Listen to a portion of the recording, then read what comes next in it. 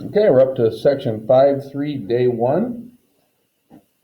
In this final unit 5, you started with parabolas, then we went to ellipses. Now we're to the final drawing graph, and that is a hyperbola. So in preparation for that, I want to just tell you that there's a real similarity between hyperbola's equation and an ellipse. Its equation. So just to make sense of that, you see up here in the red, I've got an ellipse that we've covered. You can see the major axis is the y-axis, and that's why we have the a squared underneath the y, because a is bigger than b, and that's a good memory tool. Now I want you to kind of take out a magnifying glass and notice a couple things. Number one, ellipses are always equal to 1. So are hyperbolas, and that's what we're going to get to in a minute. But notice there's a plus sign here. What that means is both of these are considered positive. Now, what you're going to notice about a hyperbola, this right here, basically two parabolas facing opposite direction, one going left, one going right, is one type of hyperbola. But notice this one has a minus. But I want you to notice something else. I want you to notice it's the x squared that is the positive. And if you think of this as a Pac-Man, like this, and another Pac-Man, that's kind of a stretch, but it would be eating the x-axis in the negative direction, and this one would be eating the x-axis in the positive direction. So that's a little memory tool. Now, once in a while, they'll flip this on you, and they'll write it as negative y. They'll put this first, and then they'll put plus this. But it's the positive value that tells you which way the hyperbola / two parabolas are going to be going. So with that being said, look at this one. See this hyperbola, these two parabolas are considered to be one hyperbola.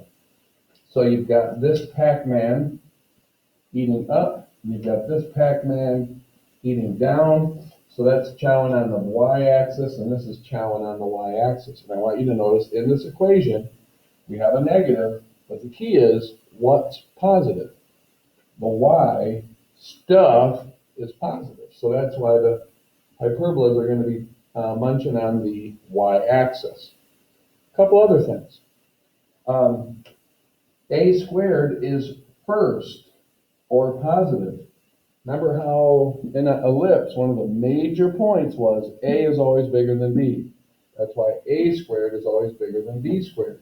That is not necessarily true for these. A squared is simply first / positive, because they might rearrange this and then they'll have the positive stuff second, but not typically, but it does happen. So let's take a look at this example, okay? This will help us a lot. Number one, just like an ellipse, equals 1. What's the difference? We got a minus. So here's our positive stuff. See, now right away, we know it's going to be one of these, because my x squared is over my a squared. Now I did this on purpose. Notice this is not bigger than this, it's just first. That makes it a squared, which makes this b squared. Now if you remember, if I went like this, if I went to this ellipse and I put this as 25 and I put this as 9, it was very significant because my major axis would be 5. So this would be 0, 5. This would be 0, negative 5. This tells me to go 1, 2, 3. So this would be 3, 0. This would be negative 3, 0. And it kind of builds our ellipse. Okay? Same thing here, but there's a big difference. So what we need to do is we need to build what I call a hyperbola box. Okay? Where are we going to get the dimensions of the box? You guessed it.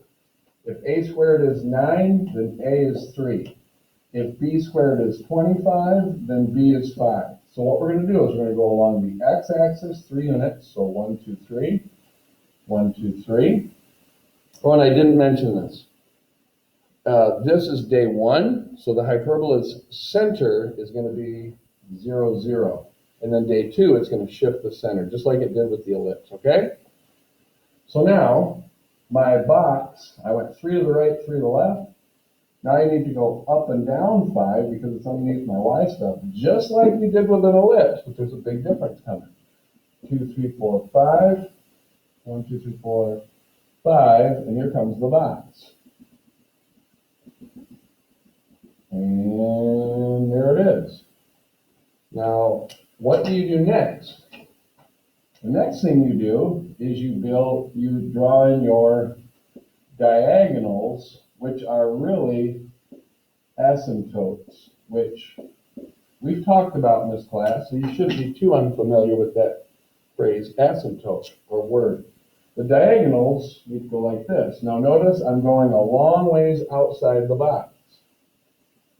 That's going to be important for your accuracy.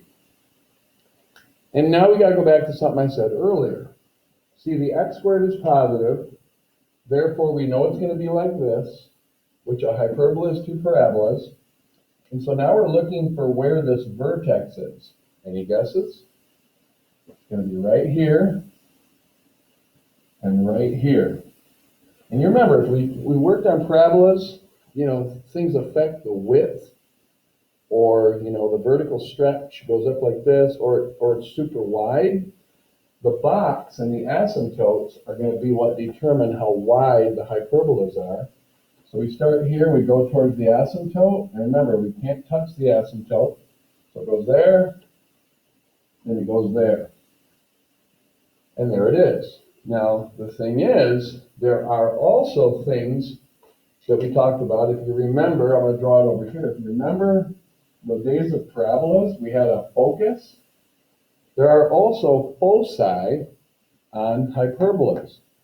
It's going to be over here somewhere, and it's going to be over here somewhere. But what we need to do is find this distance c. We don't know what it is, but we need to find it.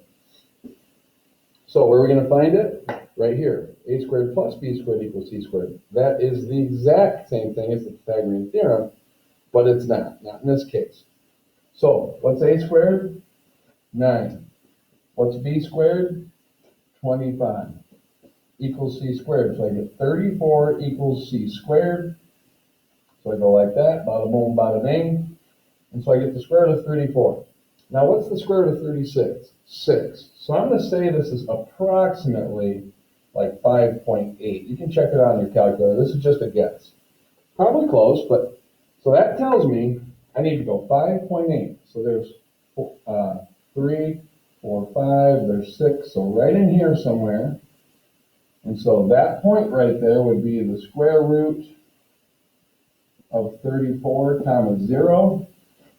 And I need to go the same distance here. So 5.8, 1, 2, 3, 4, 5.8 would be right about there. That'd be negative square root of 34 comma 0. And there's my foci, okay? Now the only thing I didn't talk about yet was this. This guy is called the transversal axis. It takes me to the vertex of the parabolas / one hyperbola. So this is called the transversal axis, and this is. So that's considered my A and my A. Remember how we got it? We took the square root of 9 because it was positive, which told me A was 3. So we know in this case A is 3 and A is 3. And this, strangely enough, is called the conjugate axis, which is B. And we know that B in this case would be 5. But then this would also be called the conjugate axis. You can kind of see this is a mess, and there's a lot going on. But really, what do? You build your box, draw your diagonals, determine if the hyperbola is up and down or right and left, draw it in, and then find your foci. That should do it. But there are similarities, a lot, to these darn ellipses. So you got to keep them compartmentalized in your head, okay? Now in this class, I think the instructions are oftentimes draw the hyperbola. So it's like spoon-fed, and then it says, graph the ellipse. So it's kind of like just focus on ellipse. But down the road, if it's more of a generic test and it says, what is the graph of this? and then it's got like a ellipse, a hyperbola, parabola. You should know the difference in the equation. So for example, a parabola, you got one variable that's not squared, you have one variable that is. You have an ellipse. You've got two variables that are squared and you got a plus sign. Hyperbola, two variables that are squared and a minus sign.